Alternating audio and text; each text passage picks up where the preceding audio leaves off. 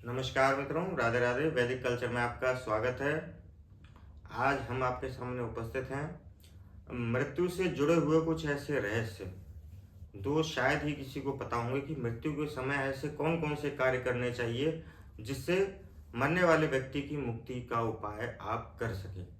तो आइए जानते हैं। हमारे साथ में है बनवारी भाई जी और हम इनसे चर्चा करेंगे कि मृत्यु के समय ऐसा कौन सा कार्य करें जिससे जीवात्मा की मुक्ति संभव हो सके।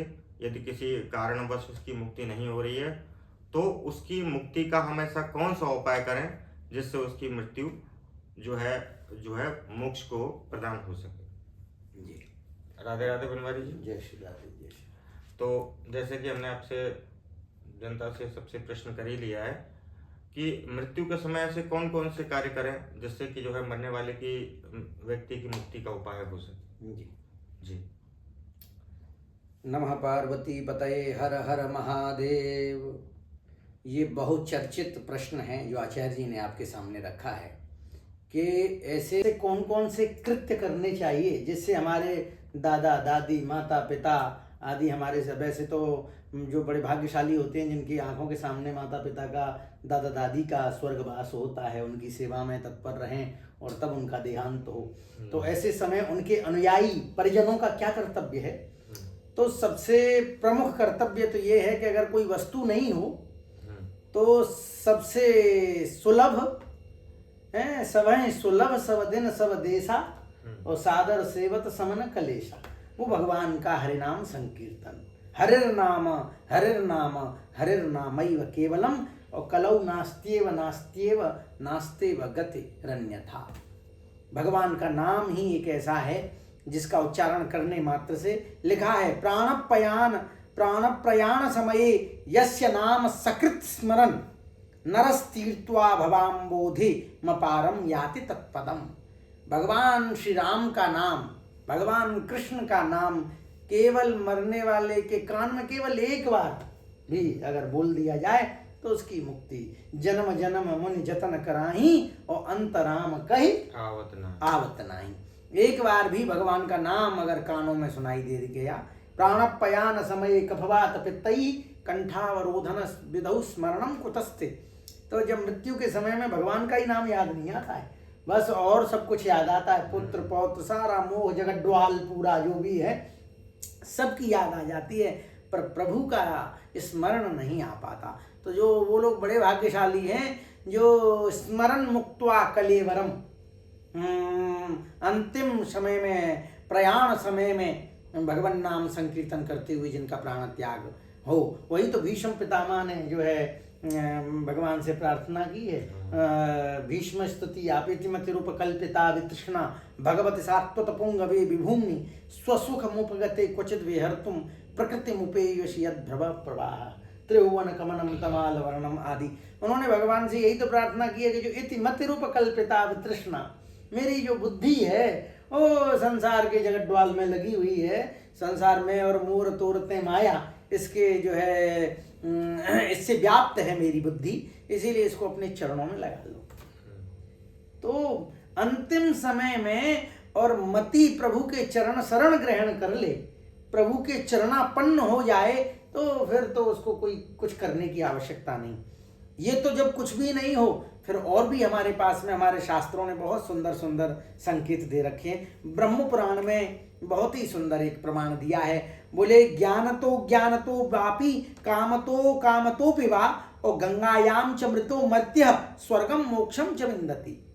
कोई व्यक्ति जानते हुए अनजाने में अगर गंगा के तट पर मृत्यु हो जाए या गंगा का जल उसके मुख में चला जाए तो उसकी मुक्ति हो जाती है महाराज। ये गंगा के महात्म्य का वर्णन है महाराज, कि गंगा का जल अगर अज्ञान से जान करके अज्ञानता से कैसे भी ले लो, गंगा जल स्पर्श भी हो गया तो तुम्हारा कल्याण, छींटे भी पड़ गए तो गंगे तब दर्शनान मुक्ति। हाँ, दर्शन करने मात्र से मुक्ति हो जाती, तब दर्शना स्मरणान मुक्ति। उनका स्मरण करने थे।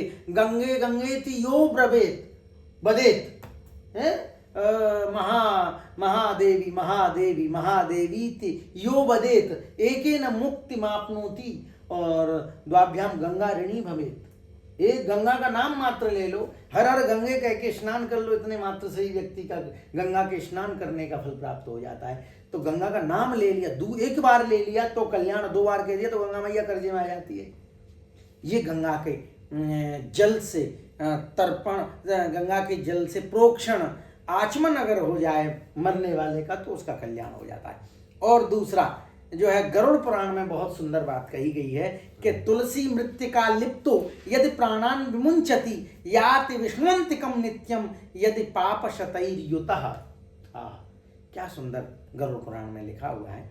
बोले तुलसी मृत्तिका लिप्तो, तुलसी पौधा जो है उसकी जड़ की मिट्टी से यदि चंदन लगा दिया जाए, शरीर पर लेप कर दिया जाए, और उस व्यक्ति के यदि प्राणान विमुंचति, ऐसा व्यक्ति प्राणों को त्याग दे, याति विष्णुवंतिकम नित्यम, उसको विष्णु वैकुंठ लोक की प्राप्ति हो जाती है महाराज। यदि पापैर शतैरपि, 100 करोड़ों भी पाप किया हुआ हो व्यक्ति, जैसे हरति पापानि दुष्ट चित्तैरपि स्मृतः अन्निच्छयापि संस्पृष्टः दहत्येव हि पापकः।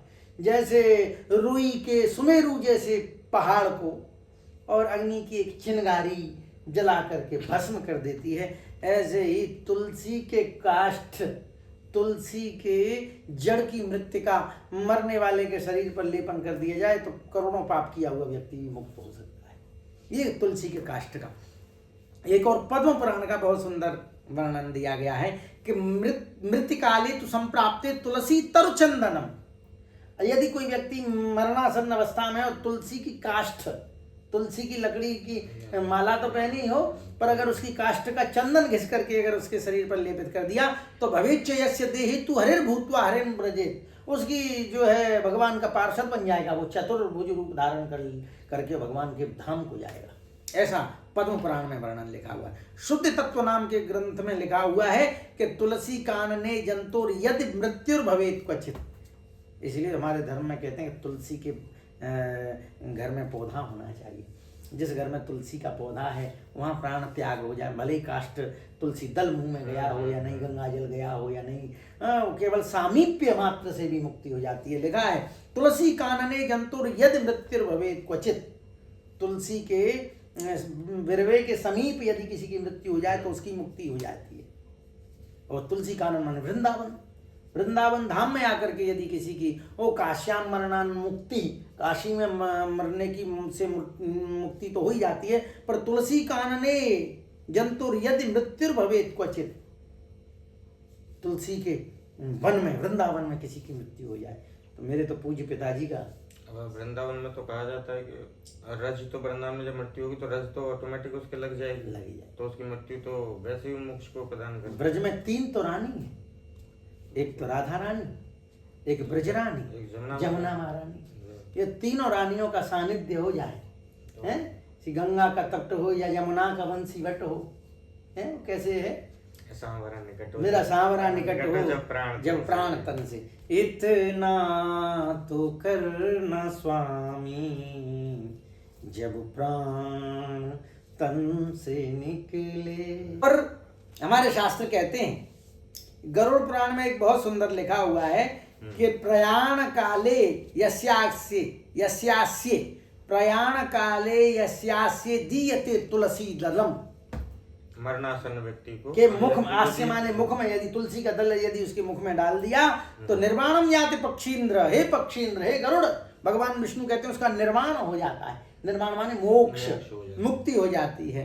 पाप कोटि युतोपिवा, करोड़ों पाप किया हुआ व्यक्ति भी हो तो भी मुक्त हो जाता है। और बहुत सुंदर एक शुद्धि तत्व नाम के ग्रंथ में लिखा है कि शालग्राम शिला यत्र तत्र सन्निहितो हरिः। जहाँ शालग्राम की शिला है वहाँ भगवान विष्णु का सदा सान्निध्य रहता है। और तत्सन्निधौ त्यजेत प्राणान याति विष्णु परम पदम। और शालग्राम की सन्निधि में यदि प्राण त्याग हो जाए तो महाराज उसको भगवत प्राप्ति हो जाती है। मगर ध्यान से सुनिएगा, शालग्राम चायजोन नहीं रख सकता। उसके लिए शालग्राम को केवल ब्राह्मण, वो ब्राह्मण भी कौन, जिसका विधि पूर्वक यज्ञोपवीत संस्कार आदि हुआ और नित्य प्रति संध्या वंदन। आजकल तो देखा कोई भी रख लेता है। नहीं, गलत है, वो पाप का भागी है, निषेध है। शालग्राम को स्त्री का स्पर्श निषेध है। ऐसा व्यक्ति जो संध्या वंदन रहित और केवल यज्ञोपवीत धारण करता है, भले ही ब्राह्मण हो, और संध्या नहीं करता वो भी स्पर्श करे तो नरक का भागी होगा। हाँ, तो इसमें आज का तो तुलसी शालिग्राम विवाह ट्रेंड कर रहा है। हाँ, ट्रेंड तो कर रहा है। हर कोई जो है तुलसी शालिग्राम विवाह कराने लगता है। हाँ, तुलसी शालिग्राम वो विष्णु तुलसी विवाह करा सकते हैं, पर चाहे जो तुलसी का स्पर्श शालिग्राम का स्पर्श करने का निषेध है, केवल आचार्य ब्राह्मण ही करे और तब हो तो ठीक है, नहीं तो प्रायश्चित नहीं है, वो पाप के भागी है। और लिखा हुआ है गरुड़ पुराण में कि शालिग्राम शिलातोयम यह पिबेत बिंदु मात्रकम और स सर्व पाप विनिर्मुक्तो वैकुंठ भुवनम व्रजेत। जो शालिग्राम भगवान के जल का, उनका चरणामृत, वो तीर्थ का पान करे। अकाल मृत्यु हरणम सर्वव्याधि विनाशनम विष्णोर्पादोदकम पीत्वा पुनर्जन्मन विद्यते। जो भगवान शालिग्राम के चरणोदक को पान करता है उसका दोबारा जन्म नहीं होता।